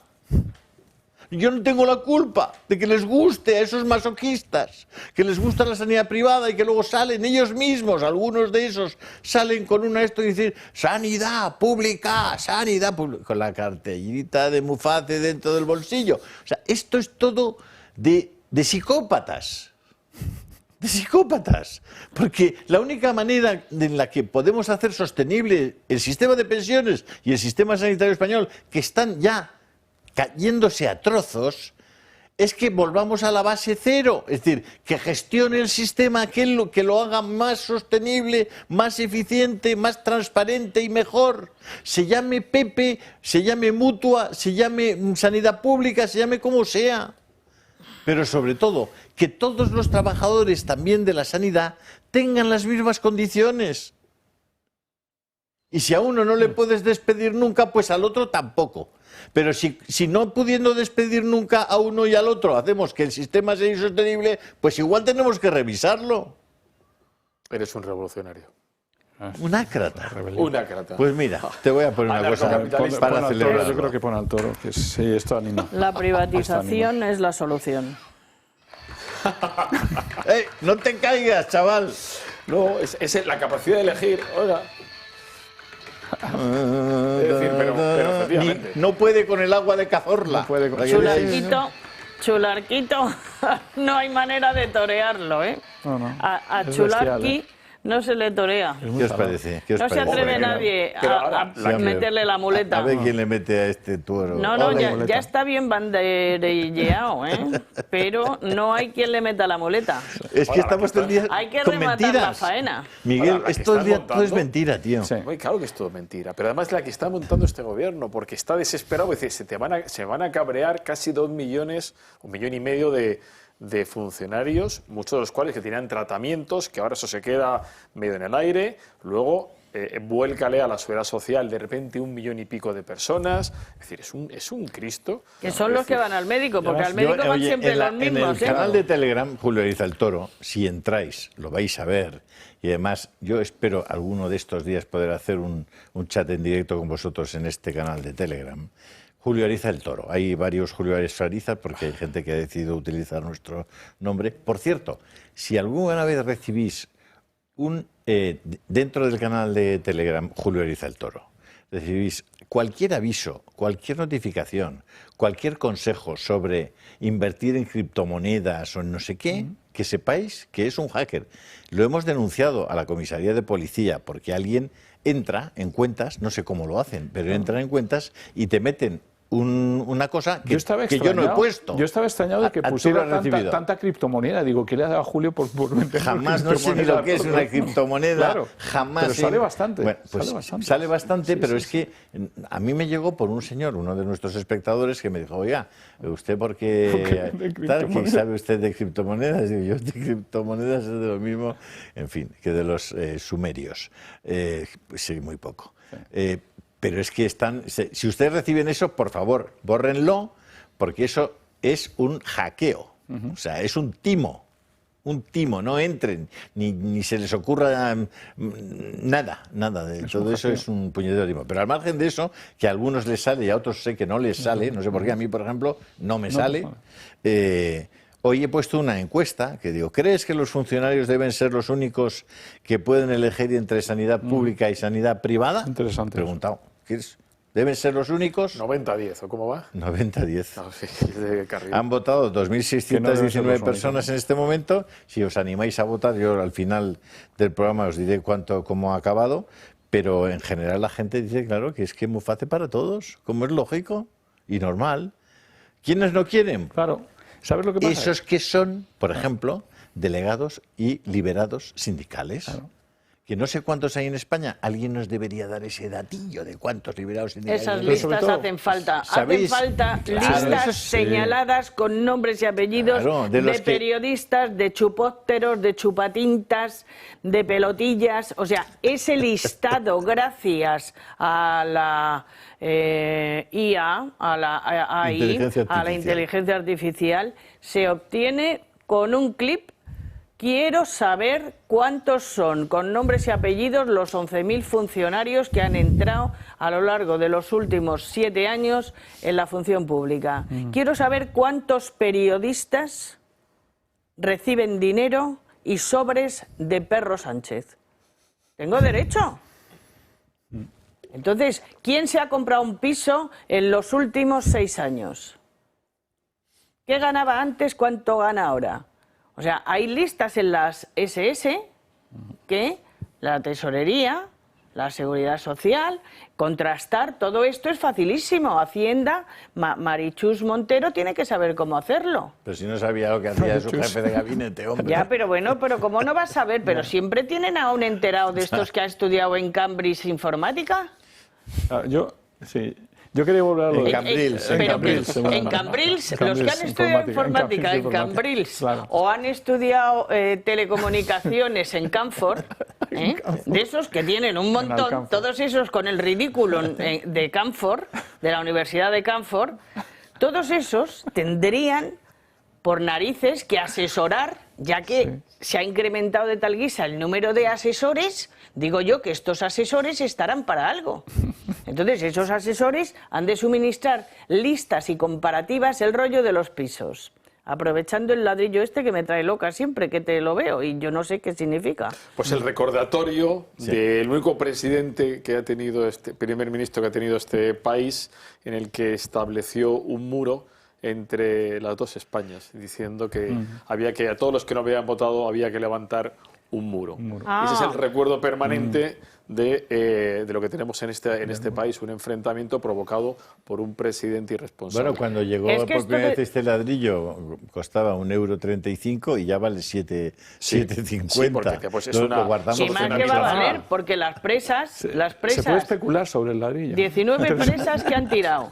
Las 19 presas que han tirado los ecologetas, y que ha tirado toda esta gente, que por las que quedaban, no ha saltado Valencia al mar, porque todo el que sea tan ecológico, yo le recomiendo viajar a Brasil, porque hay allí cualquier autobús te lleva a la nada, es decir, a la selva. Hay miles de lugares para disfrutar de la selva, de la naturaleza en estado salvaje total. Ahí fluye el agua, los cocodrilos, los caimanes salen por donde quieren y tal, pero Valencia, ya que está hecho, vamos a preservarlo un poco. ¿Y no te parece más interesante preguntarle a Teresa Rivera por qué aprobó esa protección para el Barranco del Pollo en el que no se podían morir las lagartijas cortilarga? Yo le preguntaría por qué le dio Aldama las licencias para los hidrocarburos. También, Eso es lo que yo es otra preguntaría. pregunta interesante. Pero para eso hacer. con lo de los aviones tendrá que salir algún día, ¿no? Porque ahora se nos está despistando la cosa. Claro, claro. Yo espero que salga algún día, porque todo el mundo se olvida de Teresa Rivera y tenía una responsabilidad que aquella noche. Y con la las centrales salvaron nucleares, por o sea, no vota a decir favor. la ley de emergencia. En Europa vota a favor de las nucleares. Bueno, lo de las nucleares, y aquí lo perdonadme, destruye. no hemos hablado del asunto, pero lo de las nucleares es no echar gota. Hay un dato fantástico, ¿no? Que tampoco escuchamos a los ecologetas con todo el tema de la inteligencia artificial, que evidentemente nos va a cambiar la vida. Total. Pero donde tienes a Microsoft, a Apple, y no recuerdo quién es la otra, que van a construir 6 centrales nucleares para suministro propio. De su propia energía. Porque la cantidad de energía... O sea, en términos de sostenibilidad, la inteligencia artificial es el mayor desastre ecológico. Como luz chupa mucho. Es decir, ¿por qué se va Microsoft a Zaragoza, al lado de Zaragoza?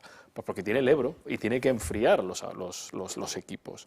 Entonces nos están, de nuevo, yo recomiendo, no sé si has tenido oportunidad de ver, pero vamos, fantástica la entrevista de Imaz en actualidad. He leído algo. En la Autoridad Económica, muy buena. que lo lees, es un baño de realismo de uno de los tipos que además es un tipo paradójico. Recordar que fue presidente del PNV, consejero de industria del PNV, y donde te va desmontando uno por uno, es decir, la locura en la que se ha metido Europa en todo el tema en el que estamos trasladando capital, estamos trasladando tecnología, estamos trasladando mano de obra a China, estamos quitando las acererías en Europa para llevarlas a China y estamos, como dice él, estamos contribuyendo, Europa es la primera contribuyente a que suba las emisiones. Porque cuando desmantelamos todo y tenemos la dependencia que tenemos del gas y llega Rusia y nos cierra el grifo, pues ¿qué ocurre? Que se dispara el precio por 4 y por 5. ¿Y qué tienen que hacer los países que no están en Europa, que no pueden pagar esos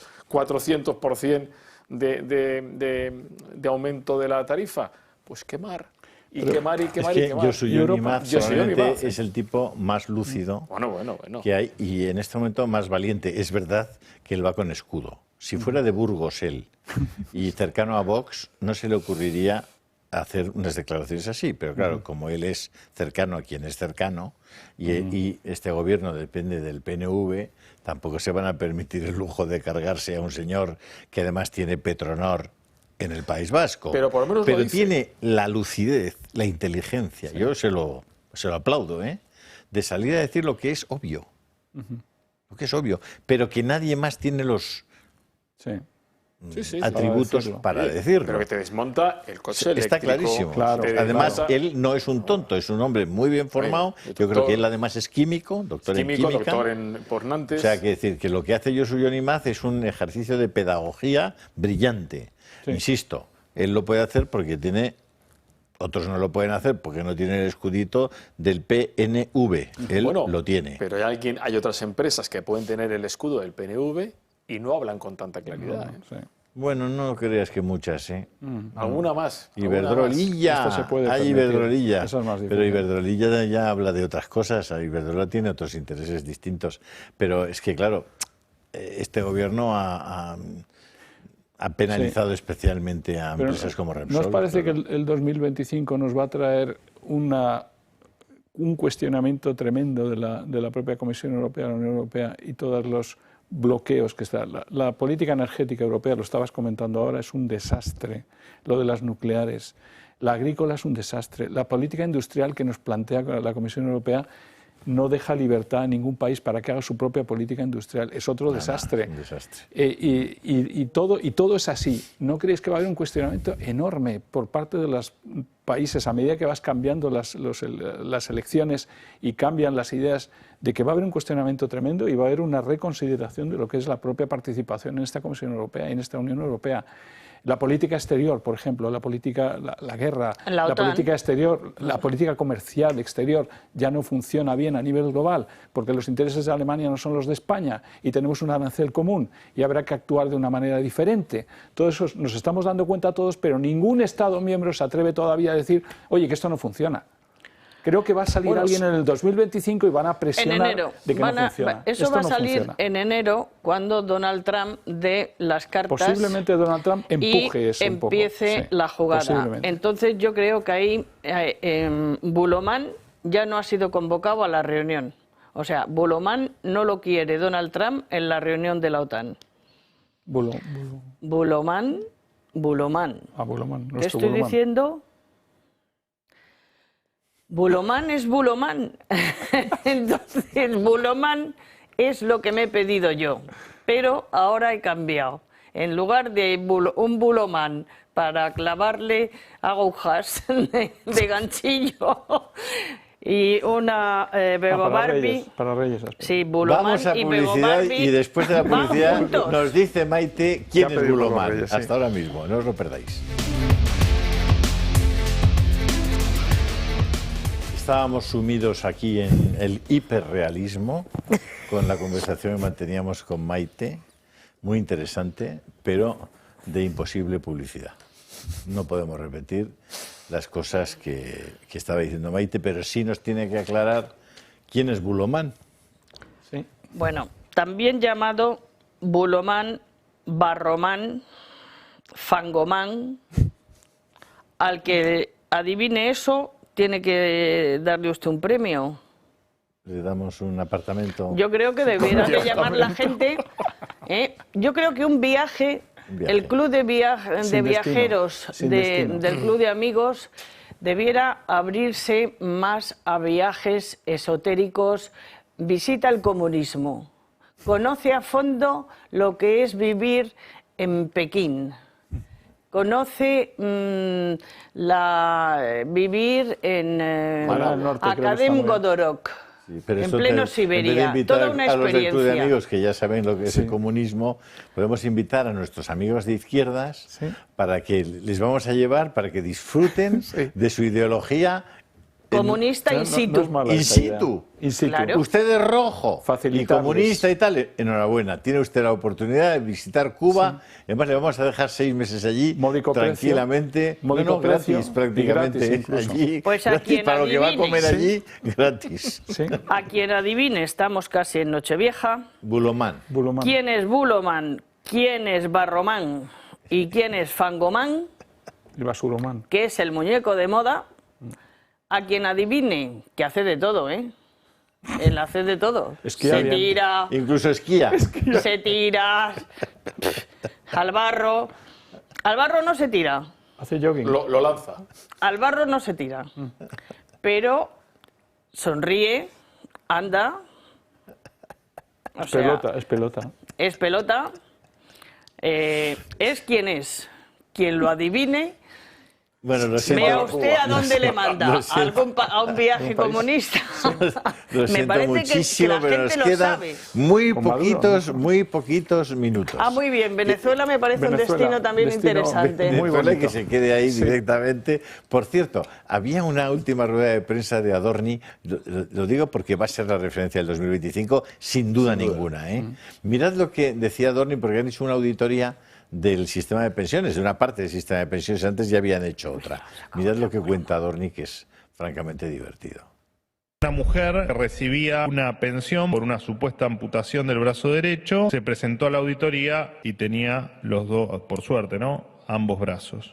Una mujer que durante la auditoría confesó que en realidad no sufría ninguna enfermedad, sino que su empleadora le había gestionado una pensión para no pagarle el sueldo. Una pensión que fue otorgada a una mujer por un cáncer de mama, cáncer inexistente, pero no solo esto, sino que la beneficiaria reconoció nunca en su vida haberse hecho una mamografía. De 2.344 beneficiarios que fueron auditados aquí en Chaco, solo 365 cumplían con los requisitos para mantener el beneficio de esta pensión por invalidez. Había 1.796 beneficiarios que incumplían los criterios básicos para recibir la pensión. Prácticamente 7 de cada 10 pensiones por invalidez estaban mal otorgadas, o no cumplían con los requisitos o eran fraudulentas. Se estima que el desvío de fondos fue de alrededor de $1.000 millones solo en el año 2023. Y vosotros os preguntaréis, pero esto es en Argentina. Ay, ¿a qué no hacéis una auditoría aquí? Pero no hay que hacer jugar con la imaginación. Los seres, os quiero recordar que eso fue ayer, cantidad de gente que le metían ahí en empresas donde ni siquiera trabajaban. Como si fuera lo único que ha habido, claro. Yo el perdón de los seres, yo que me perdonen, pero el perdón de los seres, ya las tontonomías me pesan, que me sobran desde su inicio. Pero en esta chulocracia de tontonomías y tontolistos y psicolistos y sociolistos, solo nos faltaban todos los defensores de Bego Barbie, Buloman, Elon Musk, y esto ya no da más de sí, te lo digo. Si no se le pone freno, habrá que pasar un 2025 horroroso, me temo. Por ir dando ya los toques finales, ¿creéis, os vais a comprometer públicamente, ¿creéis que habrá elecciones este 2025 Sí. generales? Sin duda. Yo lo tengo clarísimo, porque esto al final llega un momento... ¿Primer semestre o segundo semestre? Eso ya entra dentro de la cabalística, ¿no? Pero yo creo que segundo semestre. O sea, yo creo que a junio llega. A ver, yo no puedo Juan Antonio. traicionar lo que dije en El gato al agua el otro día, y fui el que me quedé más cerquita. Me quedé en febrero próximo, que este señor se va. ¿Próximo cuál? Este Ahora, en febrero. En 2 meses. Todos decían julio, septiembre. A mí me da la sensación que estamos muy cerca de algo que se va a romper y que puede ser más pronto que tarde. Y que tiene que haber algún cálculo que está haciendo bueno, no digo el nombre, este señor, algún cálculo que está haciendo de alguna colocación, alguna cosa. O sea, es demasiado lo que hay ya encima, es demasiado oscuro todo y la bomba tiene que estallar muy pronto. Yo veo febrero, sigo manteniendo febrero. Doña Maite. Yo creo que tenemos chulomán para rato y que no va a pasar nada y que por desgracia sigue. Hay un detalle que no hay que Porque olvidar, nadie, yo no veo torero, ya que hemos empezado con las buenas artes, yo no veo quien toree al toro, el toro ya va toreado, o sea, ya va que no se tiene, ¿eh? Banderilla lleva mogollón, la de Ábalos va a ser mortal, ¿eh? Va a llegarle más allá del morrillo. Sin embargo, falta el arte de Cúchares de rematar y liquidar. Y aquí hay mucho que liquidar y muy poca espada que se esconda bien detrás de la muleta. Miguel, ¿qué dices? No, yo creo que no hay que olvidar es que una vez que pasen las declaraciones de los diferentes encausados, os recuerdo que se entra en una laguna negra de años en los que no hay grandes novedades y es un momento de mucha calma, ¿no? Es decir, que ahora se trata de aguantar este mes, 2 meses. Luego ya pues, algo del sumario, se abre el sumario, hay mucho follón, pero luego nos podemos tirar 7 años, 5 años... Dices por recursos. No, Vamos al otro lado, vamos al PP.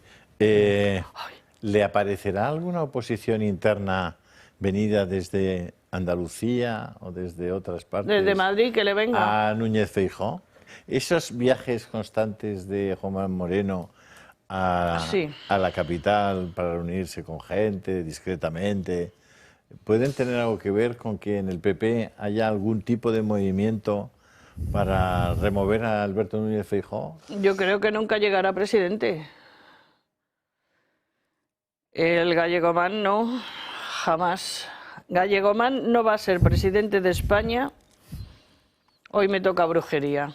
Hoy estoy en plan bruja Maite, bruja Lola, Gallegomán no va a llegar. brujomán. Este no va a gobernar España nunca, que se vaya acostumbrando. Y su derecha, la que tiene al lado, tampoco. Y a mí me da mucha pena que se le pongan obstáculos a las 2 únicas personas brillantes que tiene ahí para llegar a presidentas de gobierno. Yo a ellas les recomendaría contratar a Elon Musk, que me parece que tiene que tener alumnos y aventajados y tal para llevar la campaña, porque esta chica Isabel, la de la Comunidad de Madrid, Isabel Ayuso, me parece que podría salvar del oprobio y de la vergüenza que nos está haciendo pasar el PP a los españoles, que no olvidemos nunca que fue quién le dejó a este el bolso para que entrara, ¿eh? Y a mí eso no se me olvida y a mucha gente tampoco. Si tenemos a Machomán, a este Castromán de la población arriba, se lo debemos en gran parte al PP. Y entonces, si el PP pretende con este Núñez que sigamos tragando, o sea, está sentenciado que no sale, él nunca. Y, por favor, que no le corte el camino moviendo ficha desde Andalucía ni desde ningún otro autonomía a Ayuso, porque Ayuso es la salvación del PP.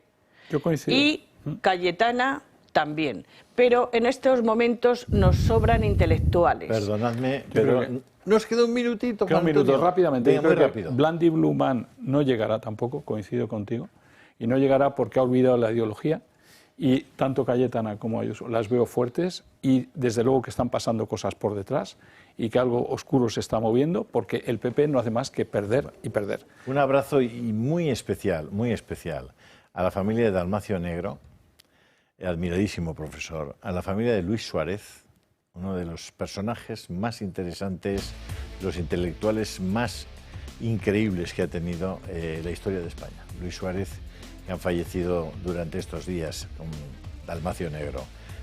Gracias a todos vosotros, pero muy especialmente un abrazo enorme a los valencianos. Esos valencianos que han demostrado una paciencia y una prudencia extraordinarias. Con el cariño de todos los españoles, el nuestro particularmente, nos despedimos hoy. Feliz Año Nuevo y hasta muy pronto, si Dios quiere.